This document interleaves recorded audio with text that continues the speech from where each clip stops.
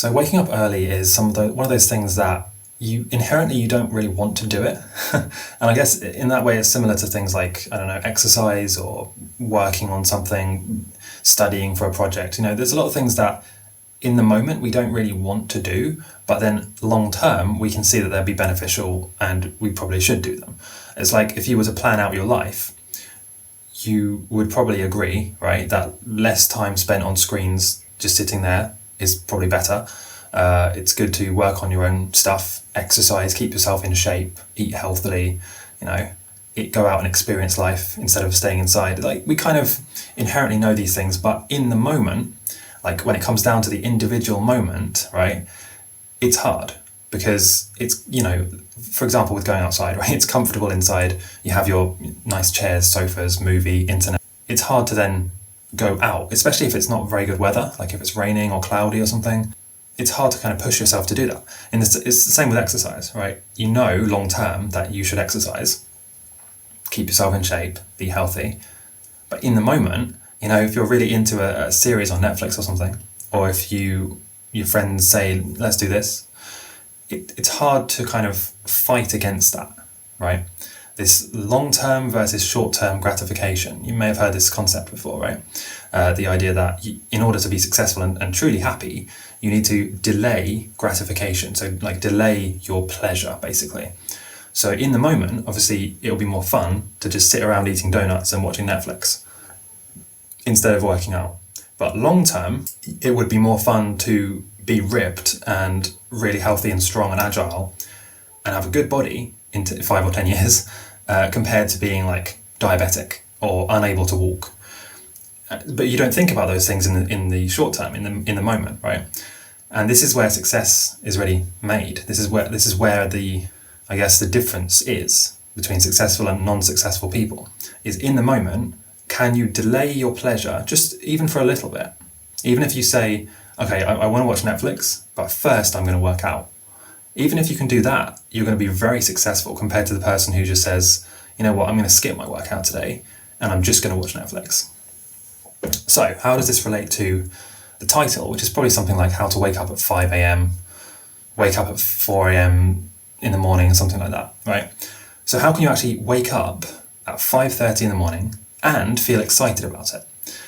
And because you're probably thinking, well, okay, I know I should wake up at 5:30, or maybe not 5:30, but you should wake up early so that you can get more stuff done. This is not hugely debated. I mean, it gives you more time, and usually the earlier you wake up, within reason, you have this kind of extra energy that you don't get if you wake up at 9 a.m. And I know this because I've woken up at all kinds of times throughout my life. I've woken up at 4 a.m. and I've woken up at 11 a.m., right? And each one I've done for several months. So I've seen the huge difference in energy and motivation between the different extremes of that, right? So for this title, we're going to say, let's explain how to wake up at 5:30 a.m. But really this applies to any time before, I would say, 8 a.m. 8 a.m. is probably the latest. And it's easier in summer because obviously the sun rises earlier and it's light, and it's also less cold in the morning. In winter, you really have to be smart about it. You have to leave your heating on a timer so that the house isn't too cold in the morning. You have to use like a sunrise alarm clock, this kind of stuff. So really, that's already kind of part of what I wanted to say. To wake up at 5:30 a.m., you need to basically make it as effortless as possible because it's already a lot of effort, So make it as easy as possible by doing things like leaving the clothes you're going to wear, leave them out, ready to put on. Everything you're going to do. So for me, I film videos first thing in the morning. So I leave my tripod and everything, like the mic, tripod, notes, everything set up ready so that I don't need to do anything. It's just kind of already there. And if you have heating on a timer, you can you can set the timer so that it starts to heat the house up 2 hours before you actually wake up, so that you're not waking up in this kind of freezing cold, like Arctic conditions, and it's also pitch black. You can change that, right? You just change the heating timer to heat the house up. Another thing you can do is to use a sunrise alarm clock.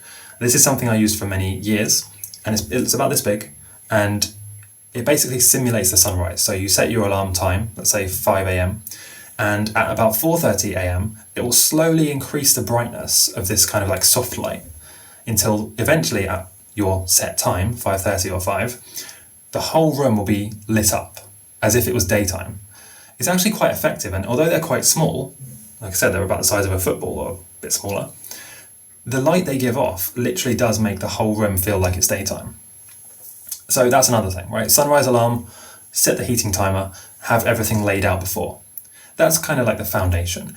The next step, right, to make you feel excited about it, is to reward yourself afterwards. So whatever fun things you can imagine, like for the day. So for me, I really have a lot of fun flying drones. So I fly drones like this one and just fly them around the house.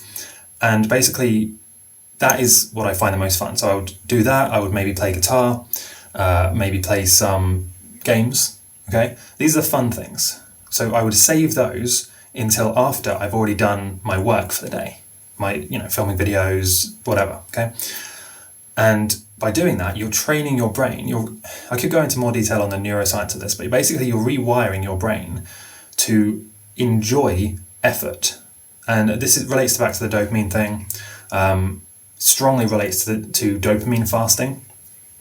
This idea of like resetting your dopamine receptors so that you actually enjoy basic things more, like walking, exercising, putting effort into things, focus.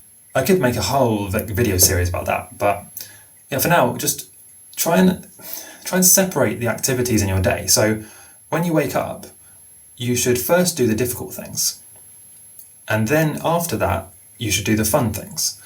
You should not check your phone. You should not check Instagram. You should not really listen to music even in the morning, first thing, because that's kind of like a reward.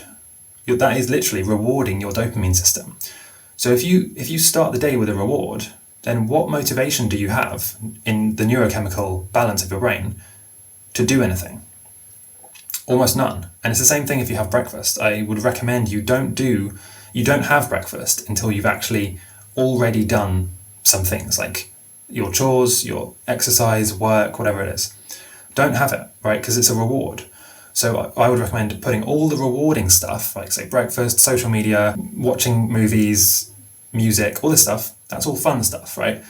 Just leave that for an hour or two, or 2 or 3 hours. And first, as soon as you wake up, just smash out all of the stuff that is going to require effort. And as soon as you're finished, like the minute you're finished with your work in the morning, you just flood yourself with all these rewards. And what it does is it basically rewires your brain to enjoy waking up early and getting stuff done. And it's hard to see like how it will do that until you actually do it, but I promise you it works. And it doesn't have to be 5:30 a.m. You can wake up anytime you want. I would recommend waking up somewhere between like 6 and 8, to be honest. 5:30 might be a bit on the early side especially if you're in like a country in the northern hemisphere, or if you don't have that many hours of daylight and it's kind of cold, cloudy, the sunrise is a bit later. In these sorts of countries, waking up at 5:30 is hard, right? Let's not beat around the bush. It's going to be hard, especially in winter. In winter, it's going to be very, very difficult. So this is why you need to do the heating thing. You need to have your sunrise alarm, and you need to have all these rewards lined up after you've done your work. But if you take one thing away from this, please don't just be one of those people who wakes up at 5:30 in the morning and then just does nothing. You just watch TV. You reward yourself just for waking up early. Because if you do that, I guarantee you're going to give up. Because you won't see the point. If you wake up at, let's say, 5 a.m, and as soon as you've woken up, you have breakfast, you check your phone, you watch a YouTube video, music on, coffee, dopamine everywhere, right? Your brain won't see the point in waking up early. Because you're just going to immediately give yourself these rewards. And I guarantee by the time it gets to 9 a.m, you'll just feel like crap. You won't want to do anything because you've already woken up early, you're going to be tired, cold, right? And you're also you've already had all these rewards. So your brain kind of doesn't see the point. Like, why would you continue to produce effort and willpower when you've already basically finished your day? You've had the rewards now. So yeah, delay the gratification, delay the rewards. Make it as easy as possible for yourself. Don't wake up in the cold and dark, but at the same time, don't make it too easy. Don't just like wake up and go on your phone, or put music on, coffee and stuff like that.